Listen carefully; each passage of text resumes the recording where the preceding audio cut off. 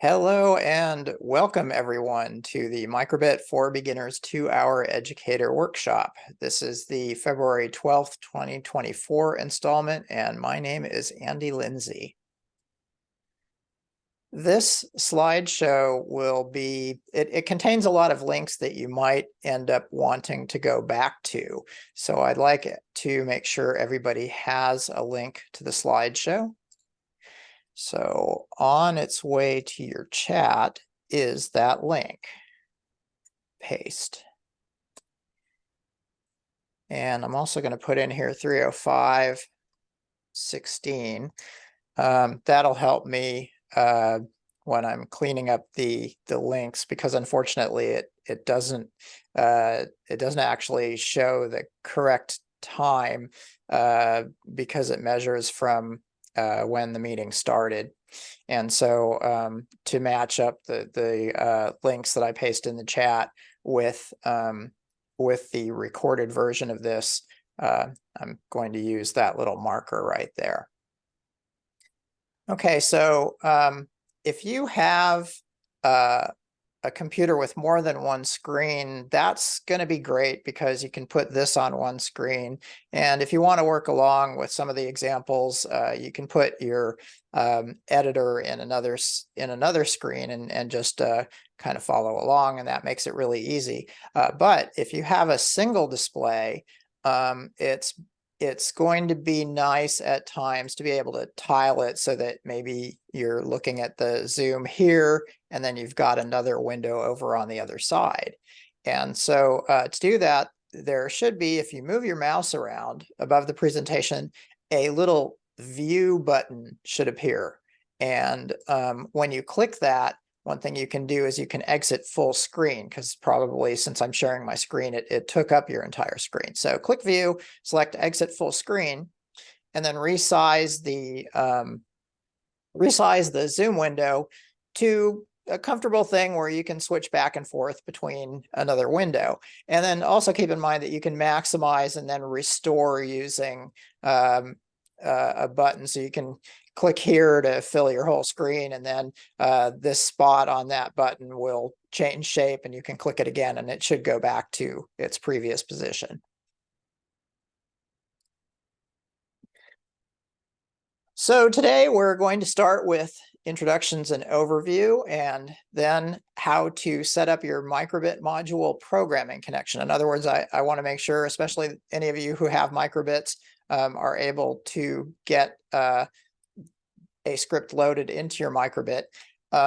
For some of you, if it looks like it's not working out, we'll have a troubleshooting and questions and answer session after the recorded portion of the presentation as well. And so we can get anybody who looks like they've got some kind of unusual connection problem going. We can try to get that out of the way after the meeting, or just schedule a time just schedule a time later in the week to do some tech support and get you all sorted out. After making sure that we can load scripts, there's lessons on how to edit and save scripts. Next up, we'll do some examples with both block code and Python scripts that demonstrate how to make the Microbit interact with its display and sensors. After that, we will look at some of the learning activities that students can engage with, including robotics, electronics, and cybersecurity. And then finally, we'll look over some of the both student and teacher resources available from microbit.org and from Parallax. This is the Parallax Education Department. Starting on the right, our product and documentation manager, Stephanie Lindsay, Aristides Alvarez, company vice president, and then your friendly applications engineer and writer, Andy Lindsay. That's me. And we all work for Parallax. I'm actually just to the left of this window that's in the picture as we speak. And let's see, Parallax has 15 employees. It's just outside Sacramento, California, and it's been in business since 1988 and supplying education since 1997. Parallax history goes back to electronics for both products and inventions. And one common denominator of both of these kind of designs, the products up top, the inventions down below, is that they have some kind of programmable device that interacts with circuits. Now that's happening underneath the, and that programmable device is called a microcontroller, at least in these pictures, the programmable device. Sometimes you'll have a computer, sometimes you'll have something called an FPGA that's pretty fancy. But in all of these, they use microcontrollers. Those are programmable devices that can have circuits connected to them, and the program can make the device interact with the circuit. So when you press the buttons on the clock or the microwave oven, the microcontroller notices a change in the circuit, and then it responds accordingly, sometimes beeping, sometimes updating a display, and likewise with the cell phone. Then down below, we have some inventions, and the same thing's going on where the microcontroller is controlling motors, or, well, in this case, the microcontroller is controlling motors that listen to a joystick and point the lights. And here's a university project with a UAV, unmanned aerial vehicle. Chip Gracie is Parallax chief inventor, and Ken Gracie is the company CEO. My name is Andy Lindsay. My background is in electronics engineering. For the last 23, I think that's going on 24 years now, I've been developing educational kits and educational documentation for Parallax, and the two of the most recent examples are the Cyberbot robot with Microbit here, and the Microbit Learn Electronics with the Microbit kit. It's called What's a Microcontroller? Rewinding to the mid-90s, Chip Gracie, chief inventor from earlier,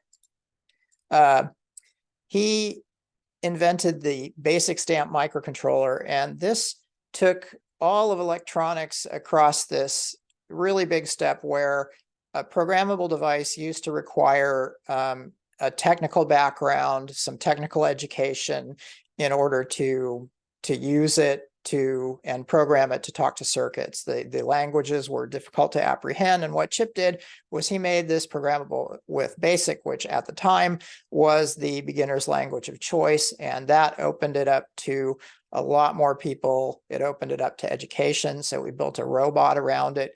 This was called the Bobot robot, and in the meantime, several other microcontrollers have over the decades become popular and also gotten their own robot with a similar shape and set of lessons. And the most recent incarnation, the latest microcontroller to really bring down the learning threshold is the BBC Microbit. And so, of course, we also made a robot for it where you can plug the microbit in and make it the robot's programmable brain. So the microbit itself is kind of like a microcosm of a cell phone, really. It has a built-in display, a touch interface, although it's much simpler with a couple of push buttons and a touch logo. On the back, here's the radio antenna. It does have a built-in radio. It also has stuff like a built-in accelerometer, which is the thing that makes your phone know whether it's sideways or lengthwise, and adjusts its display accordingly. And it's also got a built-in compass, a built-in speaker, and then a little USB port here to write scripts that tell the microbit what to do and how to do it. The microbit version 2 has a couple of things that the microbit version 1 does not have, specifically this extra touch sensor, a little microphone input that can detect certain levels of sound nearby it, and it has a built-in speaker also, and also about 3 times as much program memory. So the version 2 is a nice I mean, they're both really nice microcontrollers, but the version 2 has some welcome updates to it. Okay, introductions out of the way. We're going to talk next about how to set up your Microbit module programming connection. Now, many of you will have done this in response to the email, and this will be review. Again, this slideshow is worth saving. Aristides, have we had anybody else join? No, we have the same group. Okay. All right, so I don't have to post or paste in the link again. I did that earlier on. So you've got the link to this slideshow, and this is basically a recap of the email that went out. So let's talk first about getting connected and writing a script for your Microbit using Makecode blocks. And Ari just posted, if you need a link to the slides, just ask in the chat and he'll paste in a copy. So here is, I'm going to back out of some things here. Okay. So let's just say that we're starting out with a couple of web browsers that my homepage is Google. So here we are. And the tutorial for getting started with the Microbit is this first link here in the getting started steps. And one thing I always like to do when I'm learning is have my browsers side by side, so that I can have the tutorial on one side and then the editor on the other side. And so here is a link to the editor. And I should have pasted those in. Sorry about that. I'll paste them in real quick so that you can have them. Okay, so first off is the tutorial introduction going into the chat. And next off is the Makecode block editor. And we'll focus on those two first, and then we'll also look at the Python version with its getting started in editor. All right, so I've got the Makecode introduction on the left, and then the Makecode editor landing page on the right. And what this does is it takes you through, okay, the introduction, what is the BBC Microbit, how it's really easy to work with. And when you move to get started, it's assuming that you're taking it straight out of the box. So it's assuming that you have a Microbit, a battery pack, and a couple of batteries. And so then you move on and say, hey, I'm ready. Now this step can be skipped. Or if you really want it to be like an out-of-the-box experience, you can see that what if my Microbit is not new or doesn't show a heart? What you can do is follow this link and then say which kind of Microbit you have, V2 with some notches in the bottom of it, or V1 with it smooth as a way of identifying it. And then basically you can select anything else. And what it does is it gives you a link to instructions on how to load the out-of-the-box program into the Microbit. And so you'd be following that link and loading the out-of-the-box script. You'd be downloading it and then loading it into your Microbit, which you'll be seeing how to load a script into your Microbit pretty frequently. But these are the instructions to make it like new again. Okay, going back to the getting started part, when it is out of the box or restored to like new, when you put the batteries in it, it's going to make some noises and display some things. And what you can do is, or what the students can do is they can press the buttons and see what it does. They can shake it and it'll recognize that it was shaken. You can touch and speak to it and it'll display that it's hearing what you're saying. And then last but not least, you can also turn off the microbit by pressing and holding the reset button for about 4 seconds. Also, you can just unplug the battery pack or take a battery or two out of the battery pack. All right, so that's if you just got the microbit, there's what to do. Step 3 is the get coding part. And this is where I want to make sure that everybody is really confident with getting started. So we're going to use a computer today. And then all we need is a microbit, a USB cable, and a computer. And then we have the step-by-step instructions here for getting started. And what it does is it starts by guiding the students through writing their very own name badge. And so what they're going to do is they're going to first go to makecode.microbit.org. That's one of the 2 links that I sent you. And so here on the left is the tutorial, and here on the right is makecode.microbit.org. And what they're telling you to do in the video is to start a new project. So click the new project tile and then give it a name. And they say name badge, create. And then it shows you the default program. And then this video here guides the students through next taking the on start tile and deleting it because it's not going to be used. So to delete it, all you have to do is drag it off screen and let go. Then it guides students through using the menus to pick a particular block that displays text. And that's in basic. And then show string is the one they direct you to pick.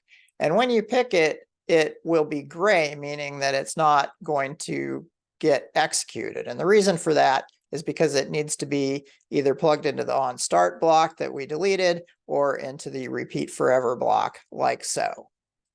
And so they show that happening right about here in the video clip. And so now we have a script that's going to display hello over and over again. And automatically there's a simulator that shows what to expect on your microbit. And this simulator is pretty nice. You can stop and run it, and you can restart the script. There's also a debugger, which allows you to set breakpoints. So you could say, hey, stop every time you reach the show string hello. And if you have a lot of different statements or a lot of different blocks that execute that cause things to happen, this is a great way to step through your program and see the effect of each thing, of each block as the program's running. And we even have sound and the ability to take a screenshot. And what's this one do? Oh, it launches it into full screen mode. All right, so so that's the simulator, and it'll allow you to press buttons, but it's not really doing anything about it because there isn't any script in here that listens to the buttons being pressed. And last but not least, it suggests that you put your own name in here. So there we go. And now when we simulate that, it shows Andy instead of hello. And next up is connecting the microbit to your computer. Now to do that, in terms of the steps, it basically says, oh, just hit download and it'll guide you through it. But that's maybe a little terse. And so see this, that hasn't worked. I don't see my name on the microbit. It's actually worth clicking this anyhow, because the video about connecting the microbit and running an example script that's here is a really good one. And it shows specifically how to get connected. And the really important thing here is that, it explains that you need to be using Google Chrome or Microsoft Edge. And then it does start with, an example program that's similar to the one that we've got going, except for it's displaying a happy face. And then it talks about what's going to happen next, which is if you haven't used if you haven't used the editor before, it's going to tell you when you click the 3 dots and select connect, it's going to tell you that you need to select your microbit. Now, it's a little bit different. It says, 1, connect your microbit to your computer. I had mine connected earlier, so it's saying that the microbit is disconnected and that I need to connect it. Okay, so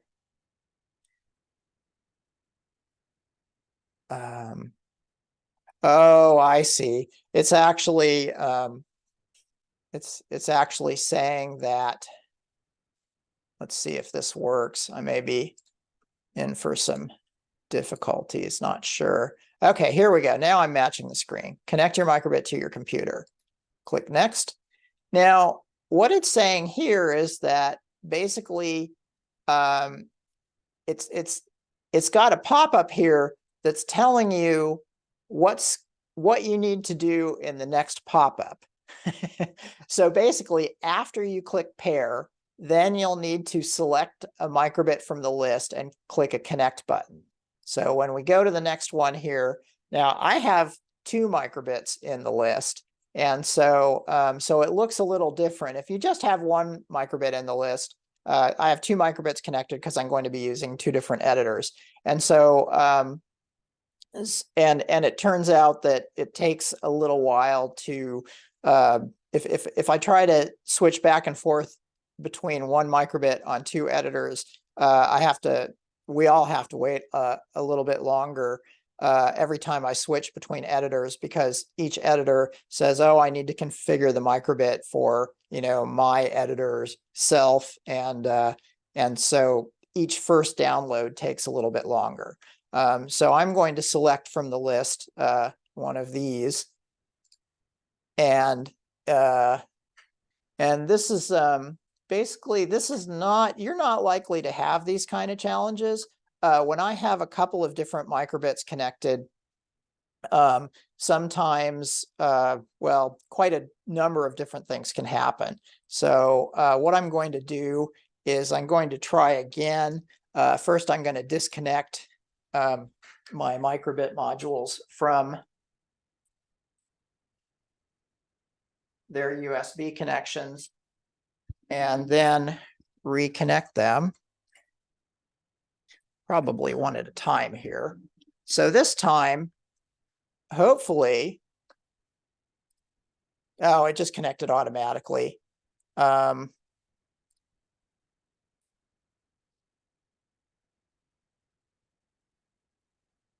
Okay, here we go. So this is usually what you see, and I'm selecting the microbit and then hitting connect, just like it said to. Oh, great.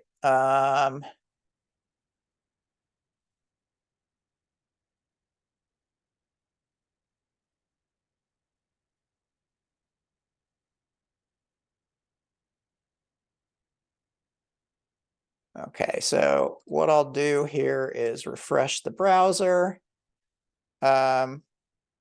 I get a pop-up request. I drag the file to my microbit, a hex file. Yeah, I'll be talking about. So this is I just got a chat about how a different way to do it, and or a way to remedy the situation possibly, and it's about using a file browser to drag a script to your microbit. And the way that works is you hit download, and or save is another way to do it. And either way, you end up with a a script in your downloads. And so here is Microbit name badge 1.hex. And then here is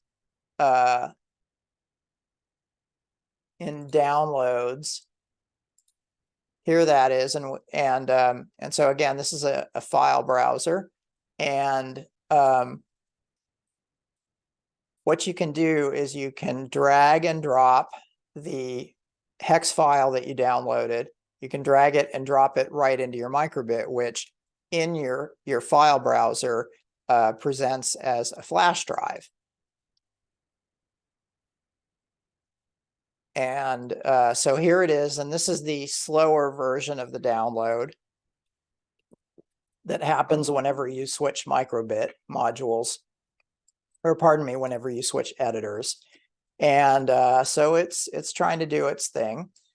And so I'll let it continue with that. Okay, yeah, this is basically, I do apologize. I never really found a truly good way to use two different Microbits with two different editors on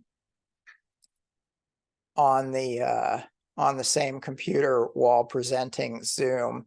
And so this is a little bit more of a bumpy ride. In fact, a considerably more bumpy ride than you would expect just using your own computer or your students using their computer. It's normally just a plug it in and it works great kind of situation. So I'm going to try one more time, connect device.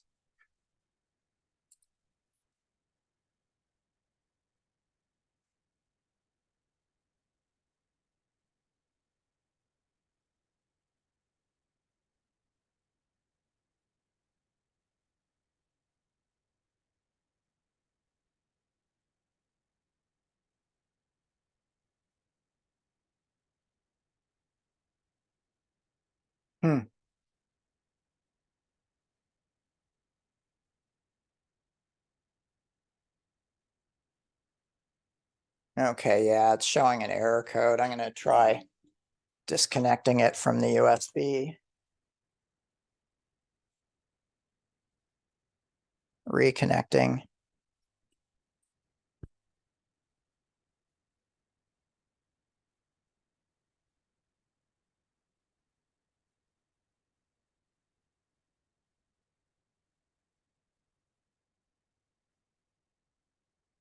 Wow, well, I'll try a different port. Actually, I'm going to try a different Microbit here.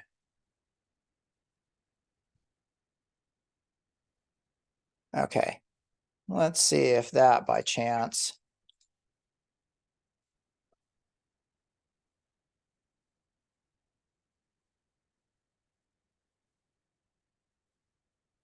Okay, so now we're connected. And so now I'll try download and when you're connected, in other words, when it gives you the option to disconnect, when you download, you're downloading to the Microbit. If you're not connected, you're downloading to your downloads folder. So right now, if I run this script, it should start displaying Andy on the Microbit.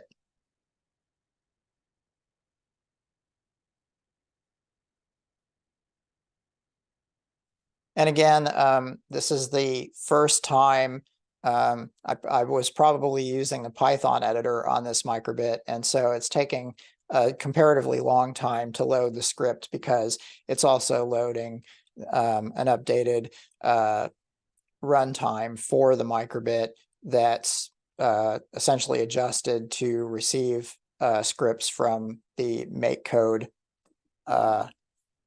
editor. And so now we can see that it says Andy and an exclamation point repeatedly, just like the script does.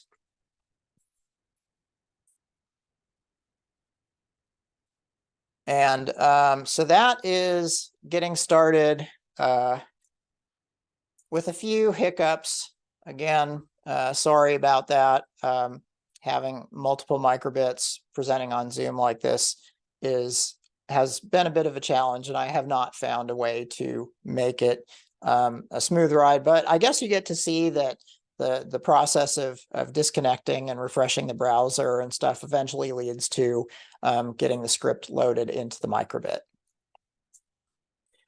So that is the Makecode block editor, the editor link, and then the getting started with a computer 1, 2, 3. These 3 links are actually all on the same page, just different tabs. Now let's try out the getting started for the Python editor. And so here's the tutorial link for that. And then here is the link to the editor. 3:35 p.m. and 23 seconds.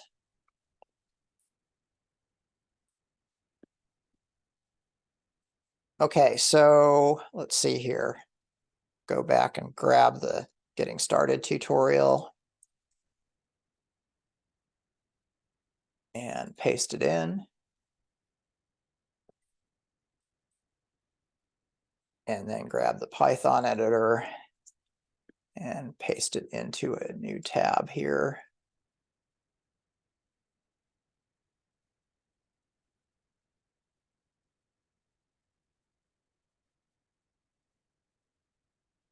All right.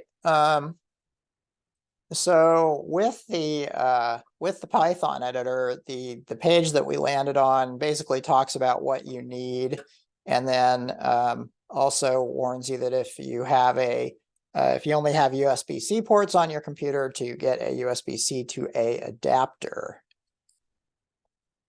for the cable that comes with the microbit. Then we have another nice video, and this one is very similar to the ones that that I went over for the microbit. First, it talks about using either Chrome or Microsoft Edge. And then it talks about some of the things that you might see if it's your first time to python.microbit.org/v/3. That's the website. And so it shows you, for example, the first time through, it asks you about cookies, and then it also offers to show you a video, a little introductory video, which is a nice watch. After that, this getting started video talks about the script that that opens automatically with the microbit editor, and that script is ready to go. It'll display a heart. Whoopsie. It'll display a heart, sleep for a second, and then display a hello message. And since it's all below and indented, something called while true, it will statement that is while true, it will repeatedly do that over and over again. And so we can see that the video takes you through, okay, try the simulator. Here's the heart, here's the hello message, and here it is happening repeatedly. This particular simulator does not have a debugging feature yet. I'm sure they're interested in adding one. Okay, then the video talks about connecting the microbit to your computer, and then it gives you a similar heads up, basically about the messages that you'll end up seeing about connecting the cable, and then having it warn you, okay, in the next pop-up that comes up after you click the next button, you're going to see a list of microbits, and you'll have to select one and click connect. And so here's an example of if you have a single microbit. Again, mine will look different. If the gods of connecting microbits are on my side, it'll look different, and I'll be able to connect the second one without the kind of challenges that we had with the first one. And then and then after connecting to the microbit, you can just hit that send to microbit button. And by the way, it's only something you have to do the first time through. And then after that, as long as your microbit is still connected, the computer is going to remember that connection. So I will go ahead and connect the second microbit and keep my fingers crossed. Let's see here. Okay, so here's the second microbit connected. And now let's see if this one lets us connect to it. There's the connect your cable. There's the warning about selecting your microbit before clicking connect. And I only see one microbit. Let's try one more time. Nope. Okay, I'm going to try refreshing the browser. And I might try unplugging and replugging the microbit. I'm really sorry, you guys. This ended up being a little bit more challenging than I expected. I'll probably have to just reconfigure the presentation so that we focus on one microbit and then the next, and hopefully that will make it a little less bumpy for next time. Okay, there we go. This is what I wanted to see. So now we have two microbits. This is the one that's connected to the microbit with the red trim that we're using the Makecode editor on. The microbit with the yellow trim here, I know from memory that it was a long number that ended in 2000. And you'll only see these long numbers if you have more than one microbit connected to your computer. Otherwise, you'll just see BBC microbit, CMIST app, and then no serial number. All right, so I've selected the microbit I want, and we'll hit connect. And now it goes ahead and flashes. And so now we have this one displaying the heart image and then the hello message. And the video takes you through editing that. So you can change it to happy for an image, and then hi with an exclamation point for a message. Now we can simulate that and see the happy face and the hi message. It says you cannot edit, change the ID they show you. To my knowledge, no, you can not give it a unique ID number. Oh, I see. That was Ari's answer to Scott's question. So yeah, the question was, when you're connecting, it showed a lengthy number when you have more than one microbit connected, and there is not currently a way to change the microbit's unique code. All right, so we know it simulates, and then when we hit send to microbit, instead of the heart and the hello message, now we want to see a happy face and a hi message. So there it is, first on the simulator, and now with the actual physical microbit.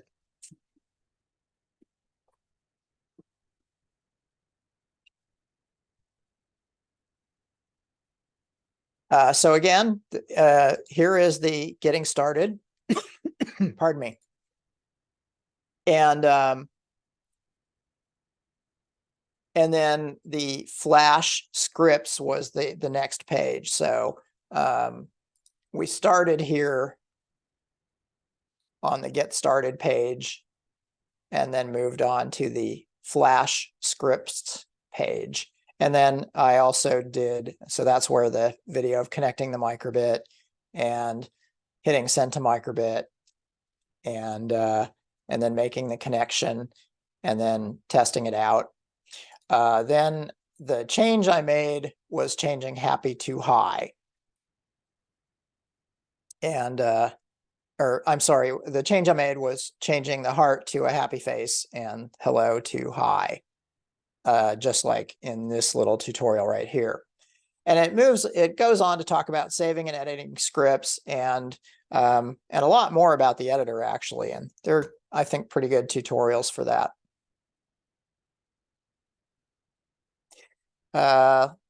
Please feel free, as always, to either unmute yourself and say, "Hey, Andy, I have a question," or type any questions or comments into the chat, and I'll either see them or Ari will bring them to my attention, or he might just answer you in the chat directly.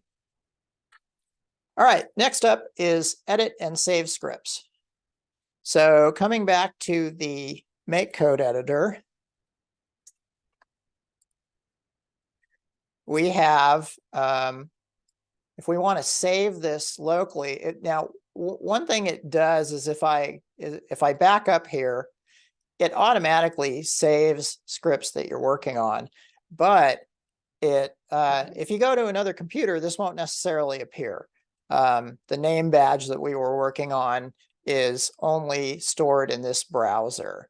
And if other students are working on it too, what they'll really want to do is take their work and save it simply by hitting the save button.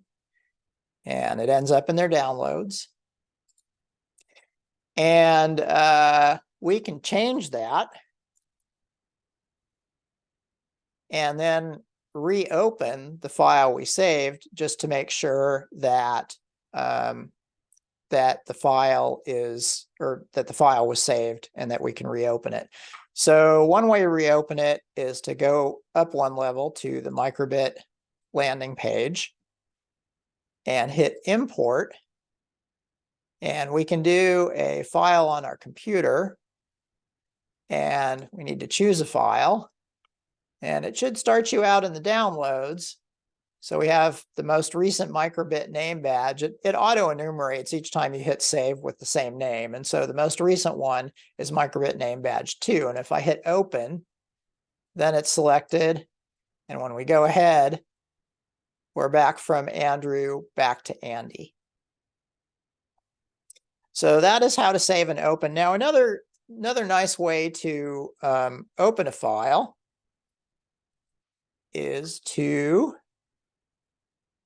go to your Files Explorer in Windows. That would be Finder in Mac, or the Files app in a Chromebook, and go to Downloads, and then drag and drop the hex file you saved from Downloads onto the editor.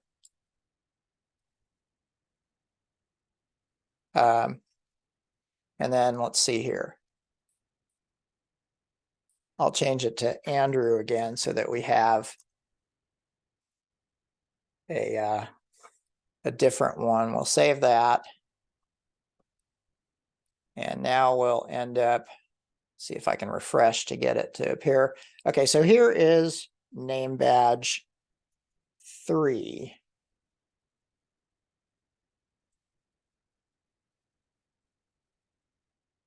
So we have Microbit name badge 3, that should be Andrew, and then Microbit name badge 2 should be Andy.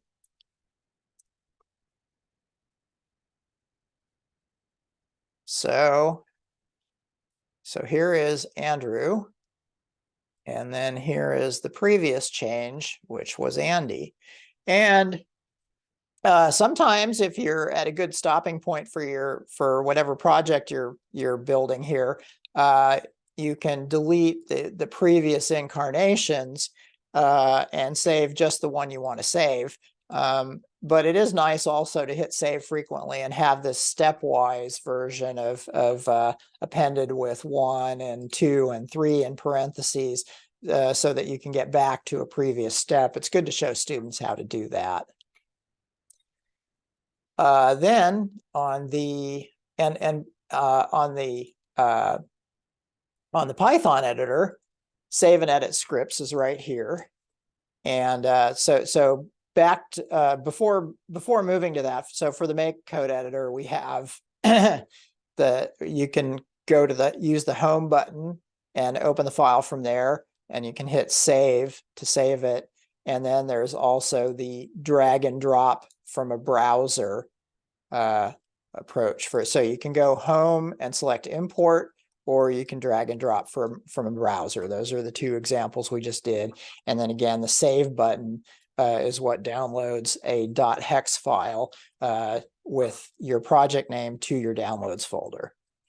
Moving on to saving and editing scripts in the Microbit Python editor.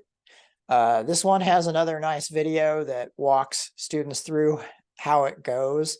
And then there's also a matching set of checklist instructions with pictures below that video. So you can go through step by step to learn how to save and reopen. And let's see here.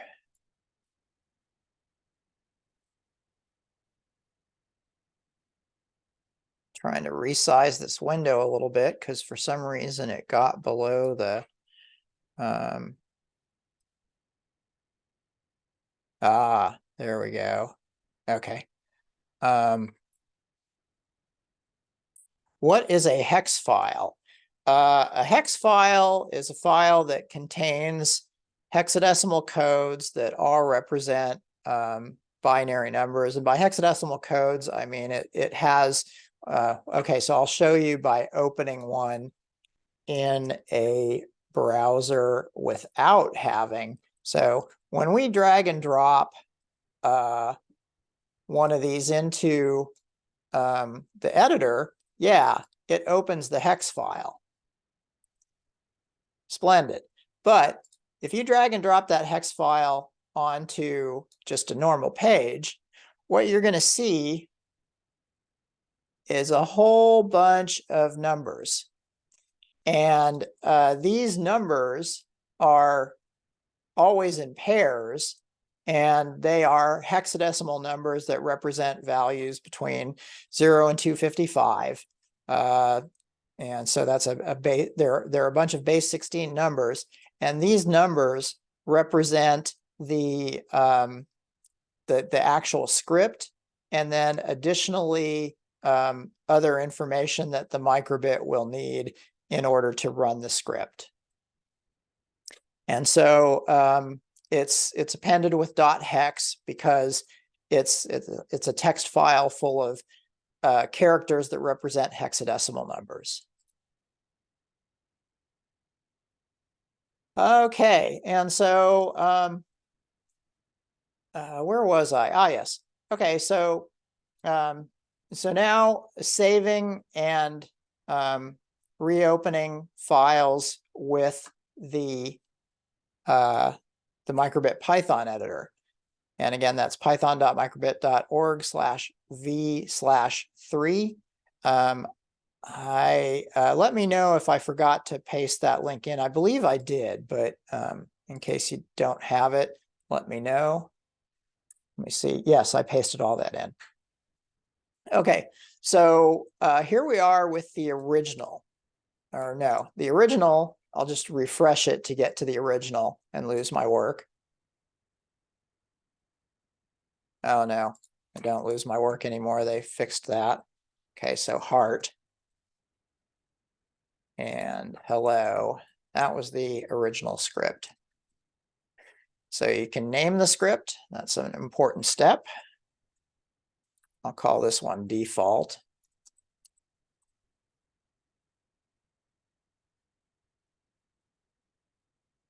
And then after naming it, you can hit save.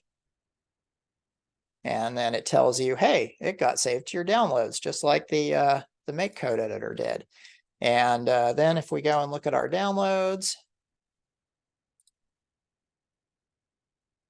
maybe refresh. Yeah, here it is, default script.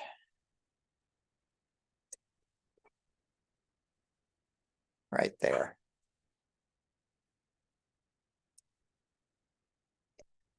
And let's see here. Okay, so with the default script saved, now if I make some changes,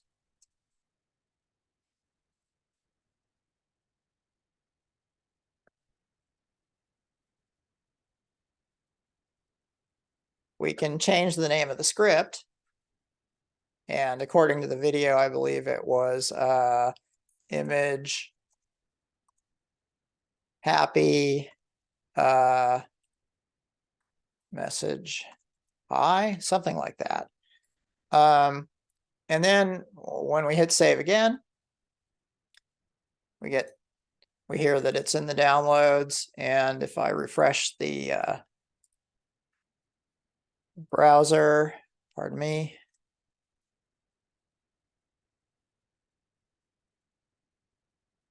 image happy message hi and default script. So if I go ahead and drag and drop the default script and the image happy message hi script, both of them reappear. So that the browser approach works just fine. And then also there's a nice open button, and you can go ahead and choose a different script. We have happy hi, so we'll go back to default this way. So I harp on this because it's really important to be able to save and reopen student projects. And so I want everybody to well know how that works, because it's a little bit different from the way it might work in, say, Microsoft Office or some other software that you're familiar with. So so these hex files that appear in your downloads are very useful. They can also be copied to other places. So students can store them, say, on their network drive space or on a flash drive, and then using open, the students can either browse to that network area or flash drive, or they can use their file browser to browse to their network space or flash drive, and then open the file of their choice and continue working on it. Another thing about this is you can also have them submit their hex files as homework by attaching them to an email or whatever LMS way you have to bring in files to submit files. That also works.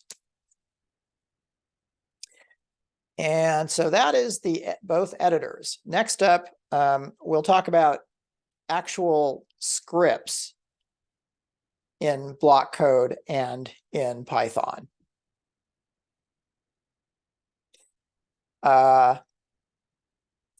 So one of my favorite ways to get started with the Microbit is a site. It's a subsite of microbit.org, and it's /projects/Makecode. Very fun place to go. 3:57 and 32 seconds.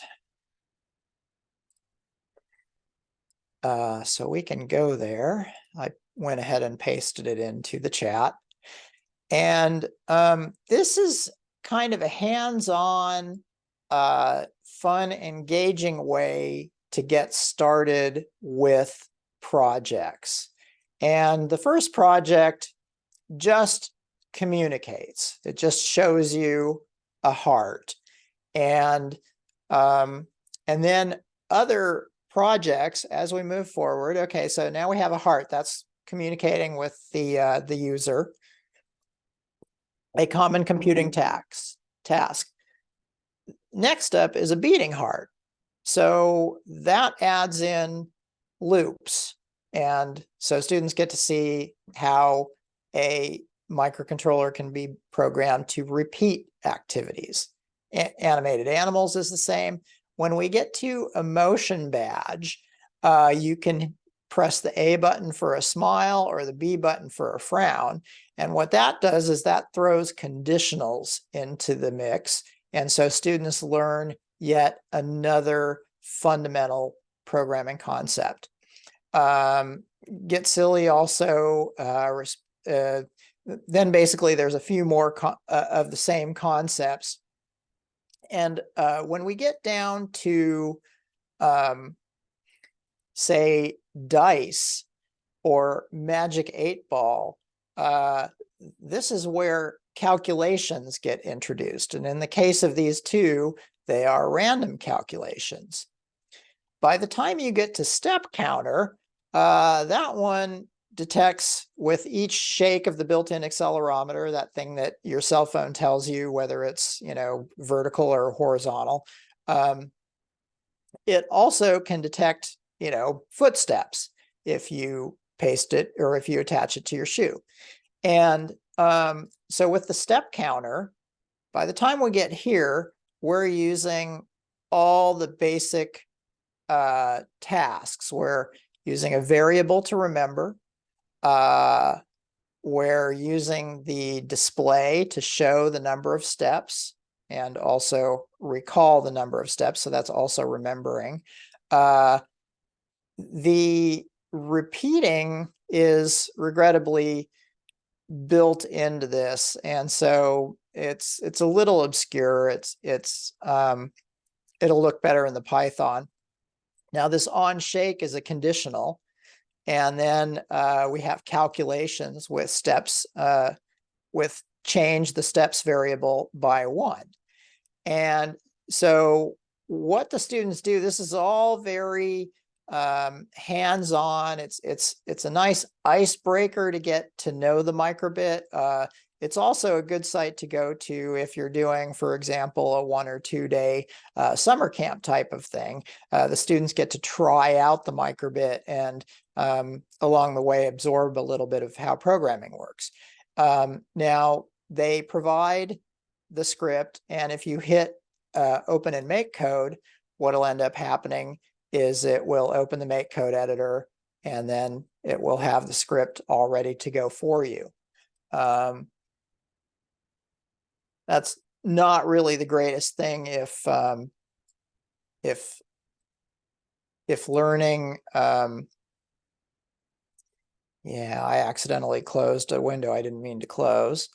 Okay, so going back up to Makecode it, and then back to step counter.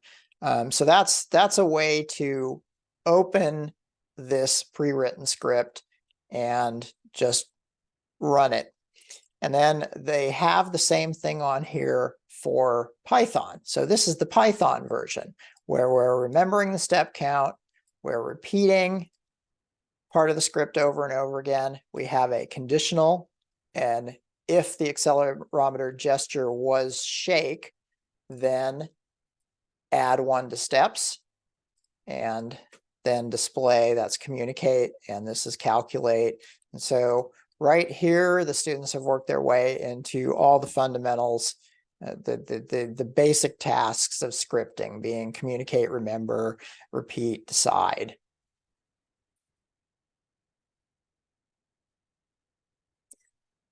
All righty. So since that one's fun, I'll go ahead and send you the link, and then you can, if you have your editor open, I would recommend, instead of opening yet another copy of the editor, just paste over whatever you have and change the name. So I'll show that in both Makecode, and actually with Makecode, I think with Makecode, yeah, we can open it in Makecode, and that's really the only way you've got, unless you do this where you have the script side by side with the editor and hand entering. So this would be the better way to learn the script. And if you can encourage students to do that, as opposed to just opening and running the script, it will help them in a lot of ways, because they'll make mistakes. They'll have to troubleshoot those mistakes and do some debugging. And that's really true for both the Python and the Makecode. So here's the Python. Oh, yeah, I didn't mean to do that. So you'd be essentially hand copying the Python version into the Microbit Python editor right there. Okay, and I'll go ahead and copy this in. Here is, well, I'll send you the link and you can just try it out. What we'll do is we'll also take a 5-minute break right now. So if anybody needs to get up and stretch their legs, get a cup of water or anything else, we'll reconvene at 10 past the hour. And also during that time, I would recommend trying out either the, you can either simulate it or load it into your Microbit. And then here is the, I just pasted the link in. All right, we'll see you in 5 minutes.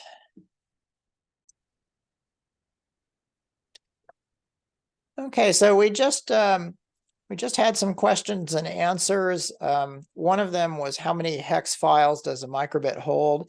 And the answer is only one at a time, because the hex file itself is the entire project. Now, normally when you have a project, if you look at the project, there's just a main.py file, and that's this script, whether it's the default or whether you've changed it in some way. That's immaterial. It's basically your main file.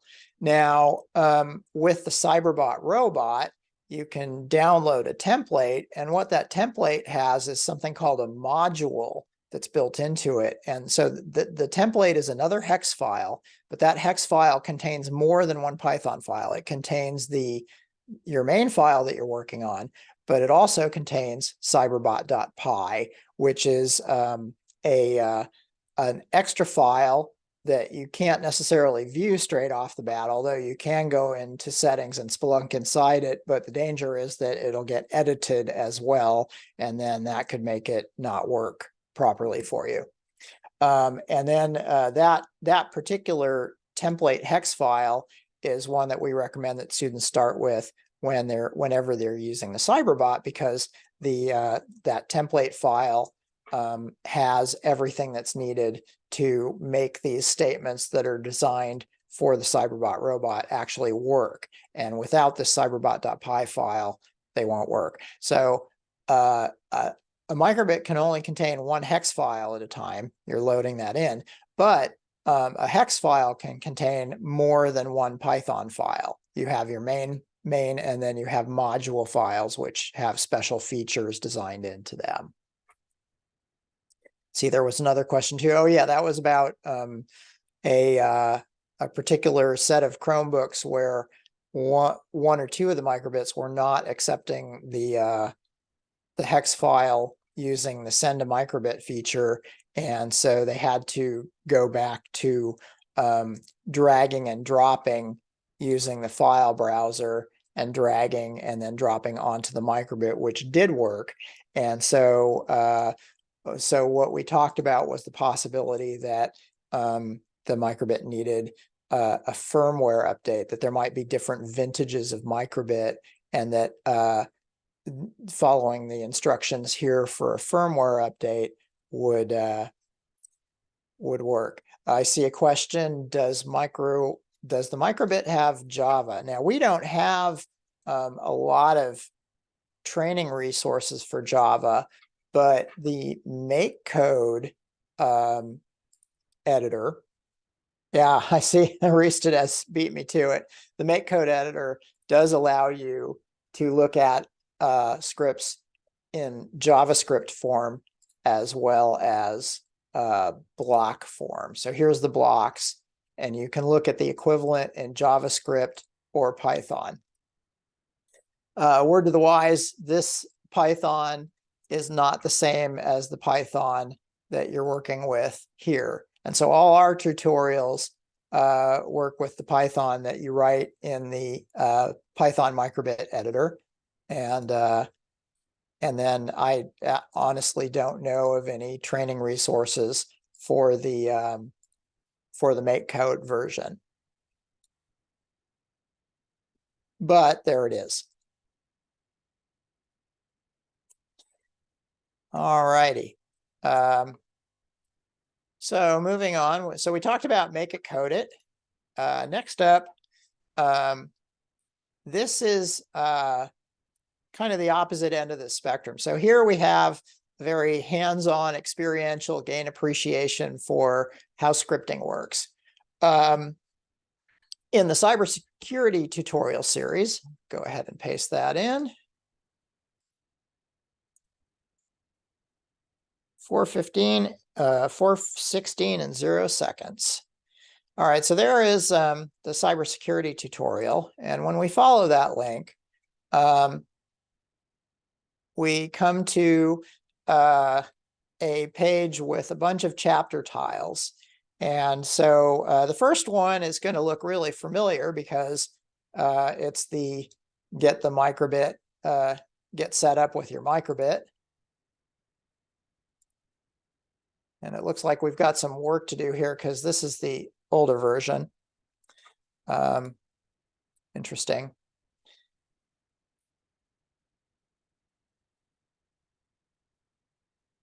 And so getting started pages aside, the place where the scripting lessons start are in writing microbit programs. Hold on, software and setup for the microbit. Yeah, this is for some reason. Okay, so here we're saying go to V3. All right, so now this should be the familiar one with the video. Okay, good. So it's all there. Then going back, writing microbit Python, writing microbit programs. See, did I already put that in? Yeah, so copy link and paste. Okay, so writing microbit programs is the same kind of set of lessons, but it takes students through a more in-depth exploration of the scripting concepts. And so we look at communicate, and that's the LED matrix display. We take a look at remembering, which is storing and recalling variable values. We look at calculations. We look at conditionals. And we look at repetitions and how that works in Python. And so this is more in depth. As always, I recommend that when students do this, if they want to get the questions right and do a good job on the quizzes, the interviews, to see how well they've learned the language, it's really best for them to actually start off and say, okay, well, first of all, I'll go ahead and get rid of this one, go back to here. They'll actually have to start, manually typing it in.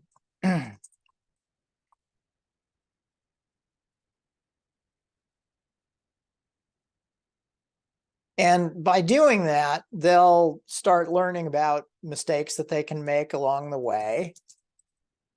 For example, display, let's misspell display. Dot scroll hello.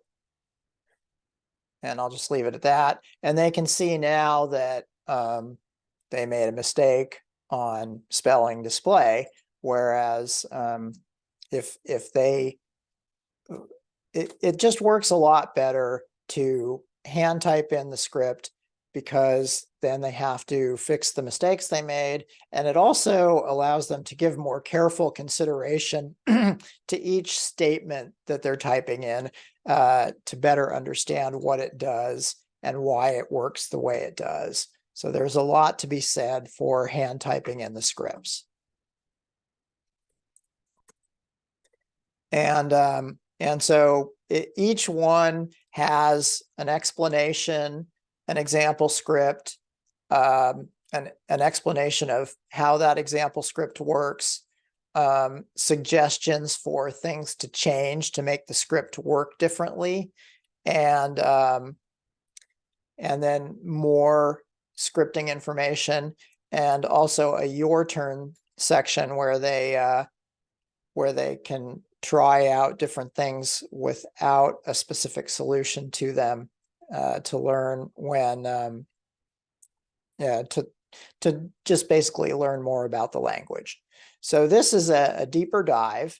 Additionally, if we go back up to the, no, I didn't mean to go back up to Cyberbot. Let's see. Okay, if we go back up to the cybersecurity series, in addition, there's computer microbit talk. So this is about more things you can do with the terminal. And the terminal is introduced mainly, hold on, I want to go back.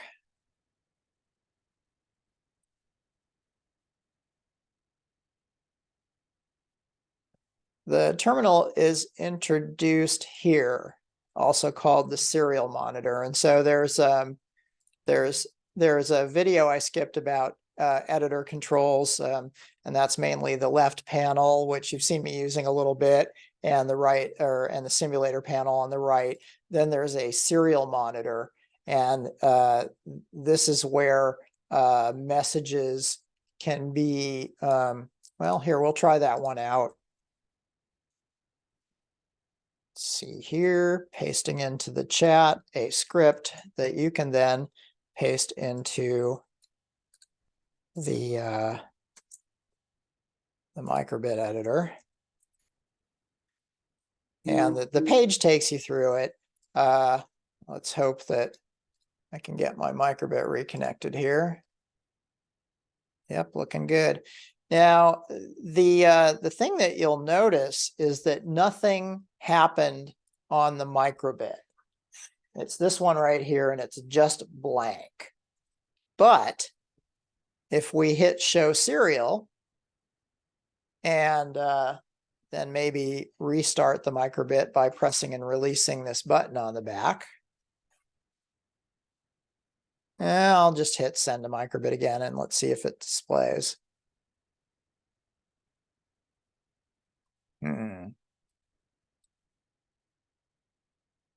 Looks like I'm having a banner day today. Send to microbit.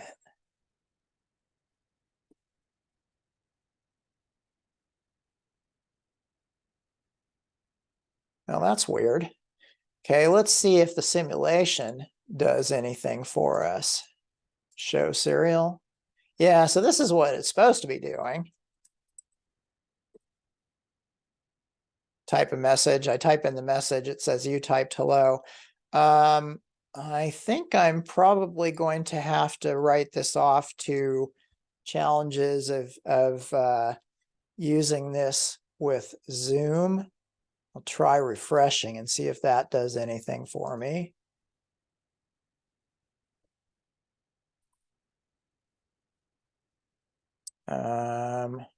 Send to microbit.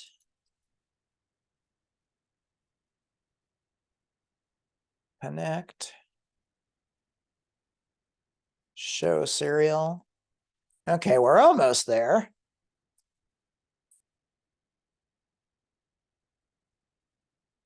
Okay, that looks better. I just didn't really get the start of the I guess it's safe to say that it missed the first message. If I try sending to microbit one more time. Okay, now it's working properly.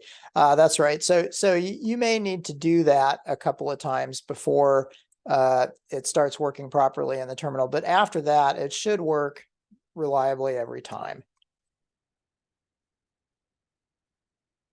Okie doke. So that is the that's an example of computer microbit talk. And then there's also a primer for Python dictionaries, which is a way of having key value pairs where you have a key like name and then a value like Andy, or a key like number and a value like 1, 2, 3, and they're all contained in curly braces. And you can you can say, hey, I've got a particular key and I want its value, and then it'll give you back the value. You can also set values. Exception handling, there are certain things that can stop the microbit in its tracks, particularly a coding mistake, but also if you type in something that it's not expecting. So let's see here. So in this example, and this is again using the serial monitor. In this example, we have a script that is just doing a simple division problem and then displaying the results. Well, if you instead set the denominator to 0, then the microbit will stop working. It'll display an error code, and then it won't get to the rest of its script. And the idea behind exception handling is that you can add some statements to make the microbit catch the exception, to try some code that might have an exception in it, do something about it if an exception happened, otherwise do what the script would normally do. And then there's a finally where you can throw in stuff that the script will do no matter what. And so this particular tutorial takes you through, okay, now that we know about exceptions, let's add an exception handler so that we can trap an exception when the denominator is 0, and how to deal with that without having the script stop in its tracks. That's kind of an important concept, especially for anybody who's ever had a web browser freeze on them. Exception handling is the way, they're one of the main tools for preventing that from happening. Then continuing with the cybersecurity tutorial, we go back up to cybersecurity. All these prerequisites are just, then we have a strings and characters primer. All the prerequisites are just basic Python scripting. And then the main lessons in cybersecurity involve using the radio, because the radio can be configured to be basically like the internet is, which is it's all open communication. Well, how do you get it securely from one end to the other? Encryption. And so we start out with unencrypted stuff, basically a chat application, and then a countdown application where one microbit sends the countdown information to another microbit, and then that microbit does its counting down. So there's an example of simple communication and then communicating data. And both of those, again, are wide open. Then the students learn about encryption, and then about some of the simpler attacks and ways that encryption and exception handling can deal with that. And then we recently added a cybersecurity with AI and the microbit, where some scripting is actually done using ChatGPT, Bing, those guys. And so there are examples of how to get the AI to write your script for you. And it even goes into, okay, well, an AI can be guided through writing a malicious script without it knowing about it. If you specifically ask for it, it'll tell you no. But then we go into how can we use AI to help us prevent malicious scripts from doing damage to our little microbit network. And so lots of good material in cybersecurity. We also have a few projects that use the CyberBot, and they're included here because, mainly because it's the cybersecurity is a subset of the CyberBot tutorials. And let's see here. We go back to learn.parallax.com, CyberBot. So now we have basically the same prerequisites with a few extras for the that are CyberBot specific. And then we have a bunch of CyberBot material, and those include all the cybersecurity stuff that I just mentioned. And then there's additional CyberBot projects at the end. And the reason that those are included in the cybersecurity section is because projects like Tilt Control was one of them. It starts out again on an open radio channel, and so encryption and exception handling become things that will harden the script so that a malicious actor on the microbit network, radio network, can't cause a robot to go haywire during a contest if it's remote controlled.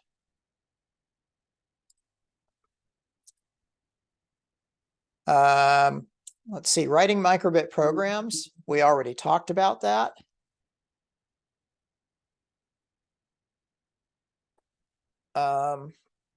So this was the one where all the different basics, communication, recollection, conditionals, looping, and calculation are all covered. And now let's see. Oh, yes. So now we're going to talk about some essentially extensions of the microbit. And the first one is the CyberBot robot, which I've already touched on in a couple of different ways. Just to show how cool a microbit network can be, here is a video clip. There is one microbit connected to the teacher computer here, and then all these bits on CyberBot robots would be in the classroom at student desks. And okay, so here is a better look at the teacher computer. The microbit is the transmitter microbit is connected here, and so through USB, the teacher is typing in the left and right wheel speeds and the amount of time each wheel should go into a terminal. So it goes into the terminal to the microbit parses it, and then it sends it out over its radio to all the other CyberBot robots, the microbits on the CyberBot robots, I should say.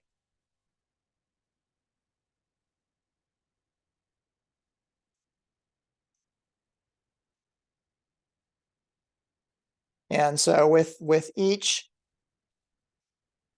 set of instructions entered into the terminal,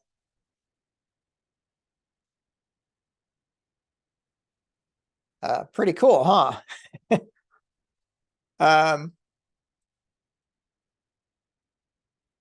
All right, and so this again is the CyberBot series. It's like the cybersecurity series, except for that here again we have the scripting basics, and then what we have is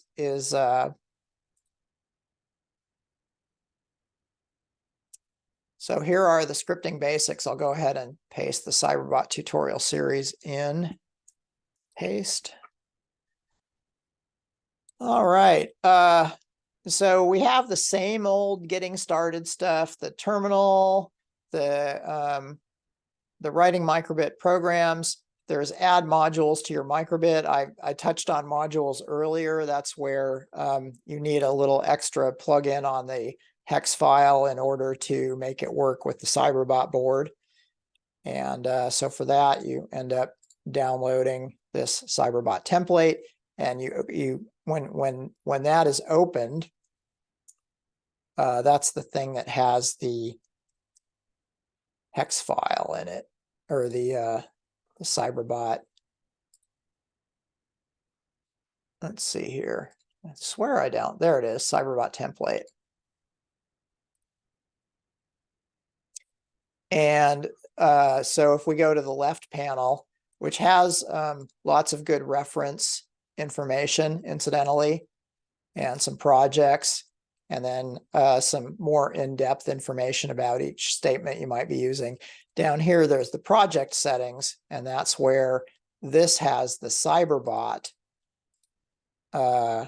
module in it to make it so that statements that are used for the Cyberbot are available. And if we get rid of that Cyberbot file from within the project, now all of these statements that use the Cyberbot show us errors. And we'd have to go and basically reload the Cyberbot template. And since it has the Cyberbot file, we're all good. So if you're using the Microbit on its own, you don't need cyberbot.py. But if you're using the Microbit with the Cyberbot, you definitely want to open that template and start working on it, as opposed to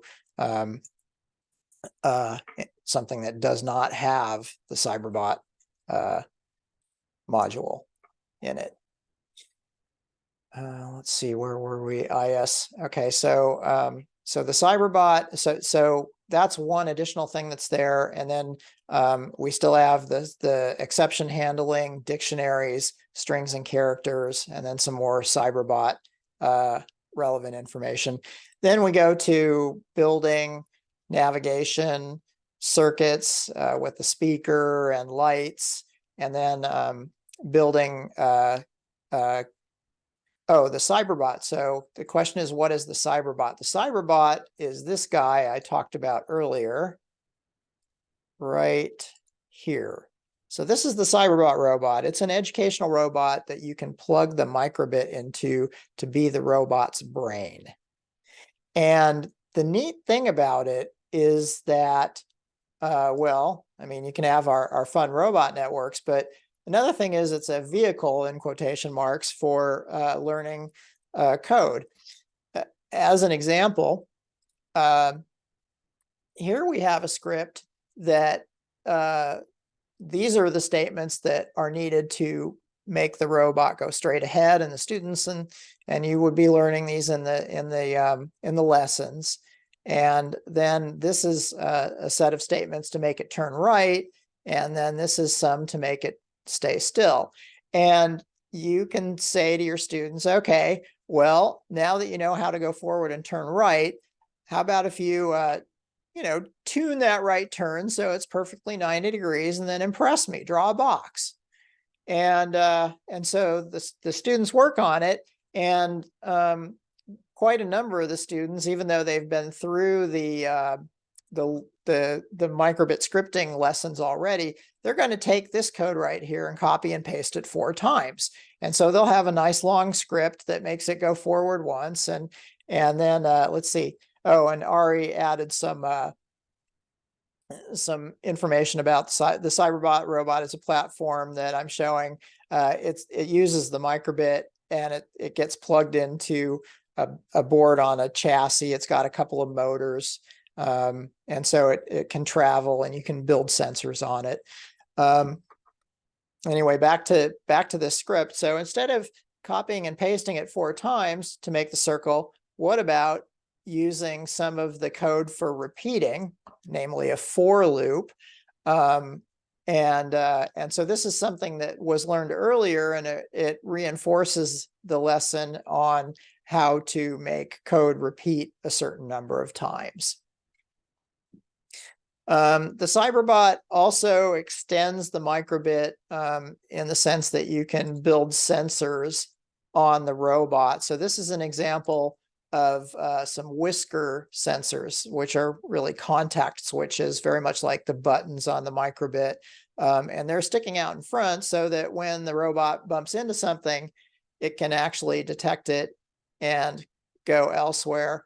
And for those of you who remember the old Lego robots, one of the neat things about the Cyberbot robot is that we're using real electrical parts, and in this case, resistors. And so students actually get to learn what's inside the box, thinking inside the box instead of outside the box, to learn how the circuit that monitored whether the robot bumped into something, so that they get to build and test their own contact sensor circuit in the Whiskers chapter. And then they go on to sensing light. And this is another one where they build some light sensors, test them, and then put them on the robot and get it navigating. There's also infrared, which are like little flashlights that the robot can shine out in front of it. And so instead of bumping into the object to find out that it's in the way, it can sense it in a non-contact fashion. Then there are additional cool things like add-ons for the robot. And this one is probably one of my favorites. I'll restart this here. Okay, so here is a separate microbit. It's been programmed to monitor how it is tilted and monitor whether the A and B buttons on the top have been pressed. And it relays that information over the radio to a cyberbot that has had a sold separately gripper added to it.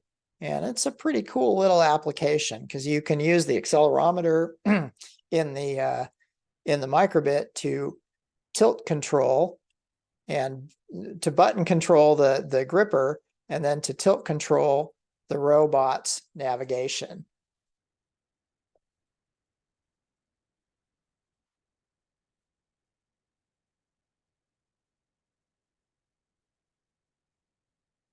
And I'd like to point out also that part of the tilt control that's kind of neat is that both the microbit and the robot show which direction this microbit is being tilted. Nice little visual feedback thing. And if we go back and watch that, you'll see the little pointer.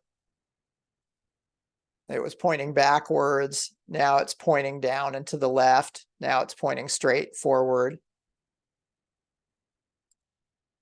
And so that's a nice little feature.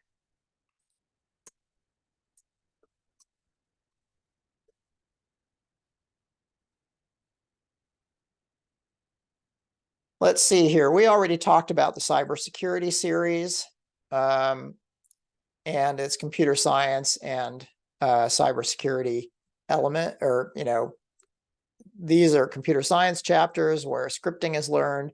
And then these are cybersecurity chapters where attacks and defenses are covered over a microbit radio network. So there's no requirement to get on a computer network or use a range application.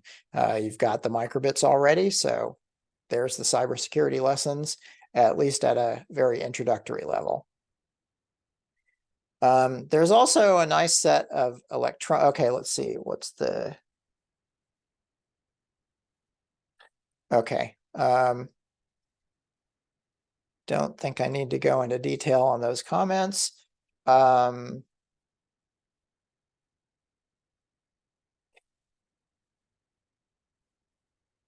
Okay. So this is another way to use the microbit as a plugin for a system. And in this case, it is it's a set of electronic lessons where the microbit is plugged into a breadboard adapter. And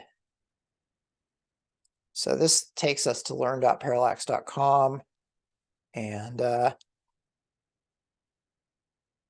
so this is, it's called What's a Microcontroller, but really what it is it's a set of electronics lessons, electricity and electronics lessons for the microbit.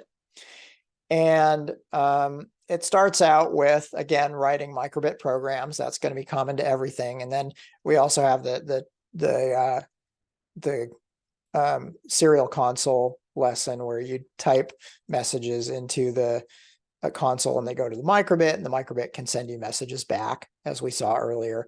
And then you go ahead and set up your microbit by plugging it into a larger breadboard prototyping area. And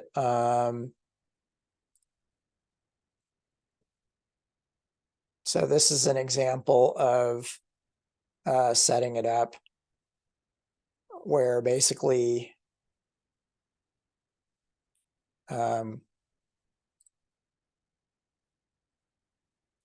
so here we start by plugging the microbit into the adapter and then plugging the adapter into the breadboard after making sure that the numbers on the breadboard start low and then make their way down to high. And once that has been done, there's a way of setting up some alligator clips for taking measurements. And these measurements can be displayed by the microbit. Like this is a continuity tester, and students learn that, for example, if they're not in the same row of 5, if their wire is connected to not the same row of 5, the 2 wires are not connected, but when they're plugged into the same row of 5, they are connected. And then later on in another chapter, they'll actually start taking electrical measurements with those same alligator clips. So in this case, so it's kind of fun. As they build their circuit, they get to learn how the schematic symbols that describe electric and electronic circuits relate to connecting the parts to the breadboard.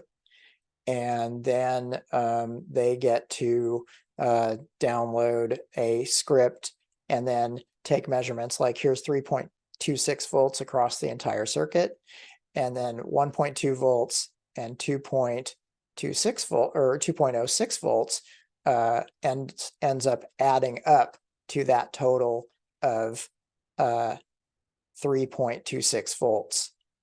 So when we measure across the whole thing, it's 3.26. And then one of the rules is that a circuit that's connected end to end or in series will have voltages that you can measure that add up to the total voltage across the circuit. It's called Kirchhoff's voltage law. And so the software that's used with this is called the Cyberscope. And I'm running short on time, so I will loop back to that. But the Cyberscope allows you to use a voltmeter, ohm meter, your basic electrical meter measurements, but it also has a built-in oscilloscope that allows you to see signals graphed over time, like the control servos for a servo. Let's see here.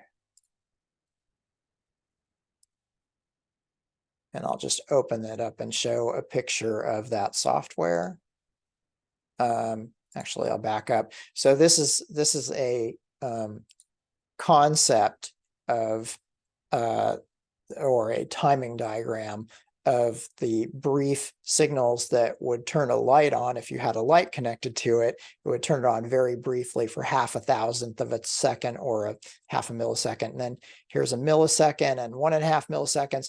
And with each different high time, a device called a servo will turn to a different position. So here it is at 0.5, and then there it is at 1 millisecond. And then 1.5 milliseconds puts it in the center. And by the time you get to 2.5 milliseconds, it's all the way over to its furthest counterclockwise position. And then what the students get to do is they get to build that circuit and then measure it using the Cyberscope. And so this is an oscilloscope view of those high-low signals that control a servo's position. So that's another one of the many things you can do with the Microbit in a kit that extends its functionality to some pretty amazing. Let's see, how does the curriculum in Parallax and cyber.org make codes related? Okay, so cyber.org has some Makecode lessons. If you're talking about this Makecode setup, cyber.org has a set of Microbit lessons for Makecode, and they have an equivalent set of lessons for Microbit and the just Python scripting. They also have some Cyberbot lessons. They're separate. So if you go to cyber.org as a teacher, if you sign up with them, they can supply you with slideshows and teacher notes for teaching with the Cyberbot and the Microbit. And then what we have at parallax.com, so that's as in their teacher portal. And then what we have at parallax.com is a teacher portal that's separate from the student-facing material. So unlike cyber.org, we have student material directly for the students that they can access online. So that's all starts at learn.parallax.com. And so if we're doing the Cyberbot, for example, then you can find the Microbit lessons like writing Microbit programs. And then there's an Educator section. And if we take a look at the Cyberbot resources, you see anything that doesn't contain assessment material will be available for teacher download in this area. But there's also the assessment materials, but that's for educators only. And so we have to log in to do that. And I have to take this off screen to fill it out.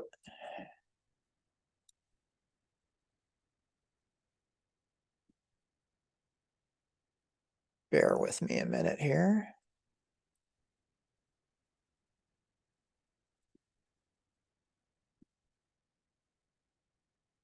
Okay.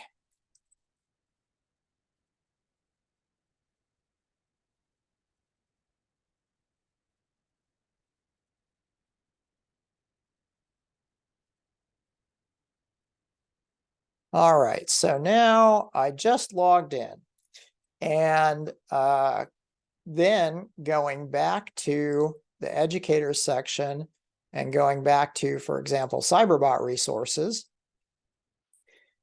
now we have an Educator download. So instead of that lock image, there's a direct link to the resources. And then we can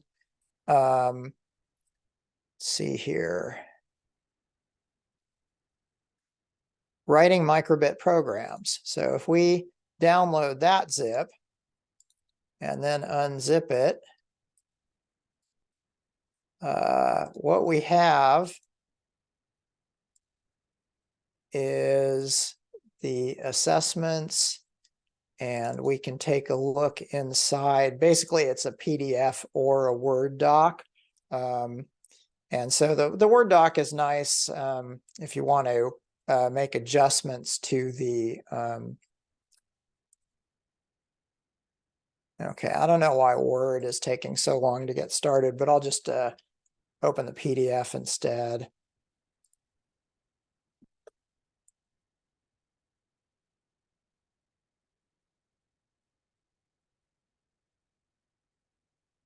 Okay, so here's the PDF version, and basically it's a worksheet for the student to go through to demonstrate that they've got some understanding from the writing Microbit programs chapter that I've been talking about. And then keep in mind that right below it is the answer key. So be careful not to print out. If you print this out, be careful to only print the first 2 pages. You can also open the version with the Word document. and then remove that and remove the solutions and distribute it to the students in a modified form without the solutions. And let's see here. So that was really more along the lines of locating student and teacher resources for the Microbit and Parallax. A few other items there. Where do you buy microbits? We are a microbit channel partner, meaning we're one of their official distributors. And so if you go to parallax.com and then product category microbit, you can see all things microbit available at Parallax. And as an example, so some of the most popular ones are the Cyberbot Robot Kit. This is it right here, which we have in a with microbit and a without microbit version. So for classrooms that already have a whole supply of microbits, well, they might want to get the no microbit version, and then there's the with microbit version as well. There's also the microbit. I'm looking for the Microbit Go kit. Did I scroll by it? Sorry for anybody who's getting seasick. This is the club bundle. So this is 10 Microbit Go kits.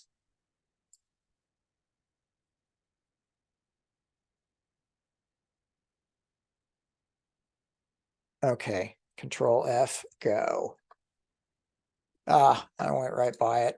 Okay, so here's the $18 Microbit Go bundle. And this is just a great little price for a microbit, battery pack, batteries, and USB cable, all in one little package for $18.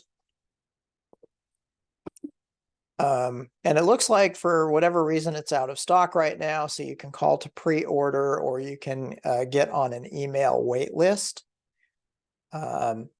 Then going back to, let's see here. We have about 4,000 in transit already, so they will be back in stock fairly quickly. Ah, good. Thanks for the update, Aristides. And then the Microbit Club bundle is basically 10 Microbit Go bundles in a single box. And then, so that's right here. It looks like there are still some of those in stock. And you save $5 by ordering them in groups. Then looking at the Cyberbot robot, whenever for any educational item, there are discounts for equipping your classroom. And so as you can see, the retail price of $279 is for 1 to 9, but then the discounts start increasing as the quantities go up for equipping classrooms. And so make sure to use this if you're using it as a reference for a purchase order.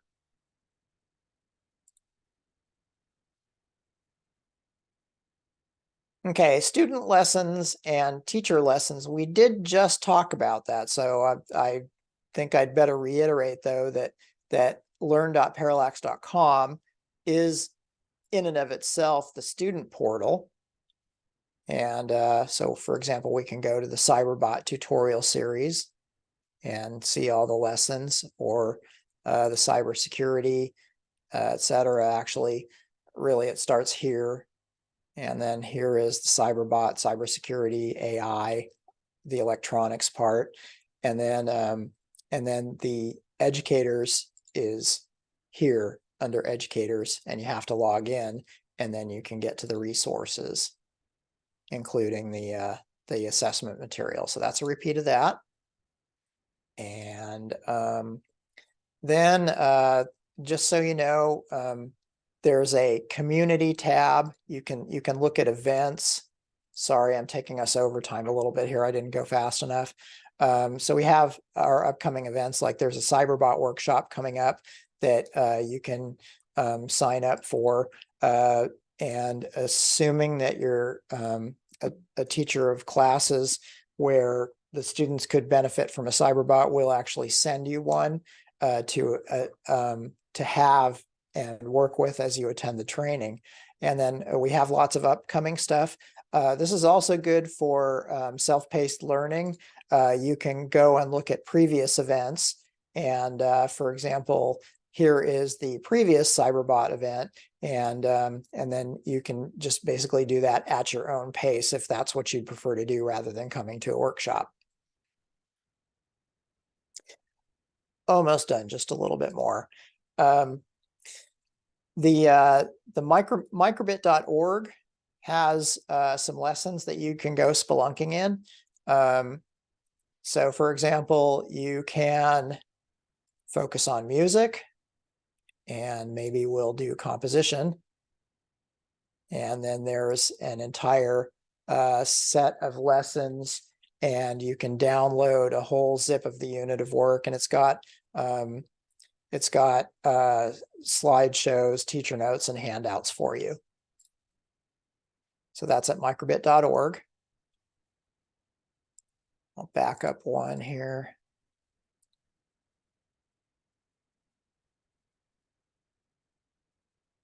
I'll paste that one in for you. Copy, paste.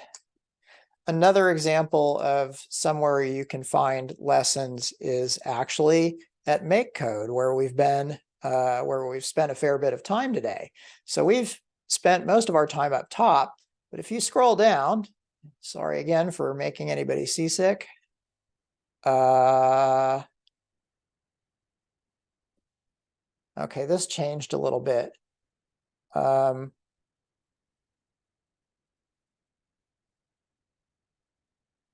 Courses, here we go. So look for courses, and one example would be Intro to CS. So this would be for the classroom. And it's got lots of computer science lessons. And let's see here.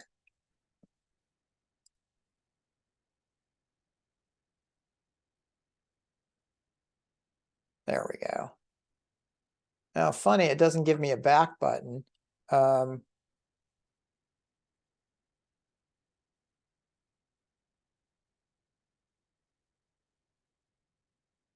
think I'll just try going to Makecode again.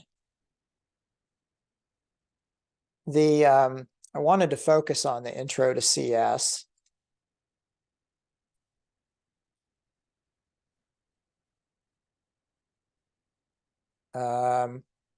So each of these is a lesson, and there is, it's got a video, and there's also teacher material.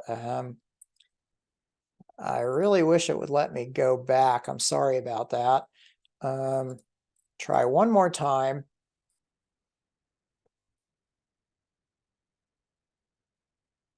Okay, so the Intro to CS.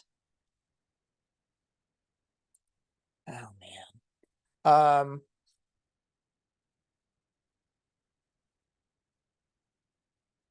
Here we go. Okay, I finally got to the educator portion of it. So here we have all your downloadable material for each unit. I'll just paste this directly in. This is one of many sets of Microbit lessons that are in that row if you scroll a ways down in the Makecode page, or pardon me, the makecode.microbit.org page. There's a number of lessons down there that might work for your particular teaching goals. And I should have just gone to the next slide. So here are some examples, and I included links to all of them. Then we have Makecode It. I want to mention that there is a classroom. You can open in Classroom, and that allows you to monitor your students' progress.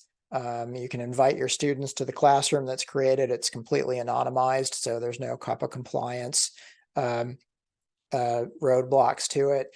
And it's a very nice system. You can give code to the class. You can watch as they're writing their scripts, and it works for either Python or Makecode.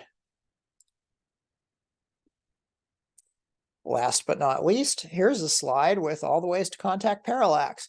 The education@parallax.com, that's the email that was in the for your sign up emails that I sent, or for your get ready emails that I sent you. They went to education@parallax.com. So you've got that email already. This one will go to the entire education group, and then whoever's right for the question can get back to you. We also have a sales line, a discussion forum, Facebook page, lots of good stuff. And that's it. We'd like to thank you for coming today, and anybody who would like to stick around, please do so, because we can do any troubleshooting. We can also talk about well, anything microbit related that you'd like to talk about. So thanks for coming. And Ari, if you could go ahead and stop the recording.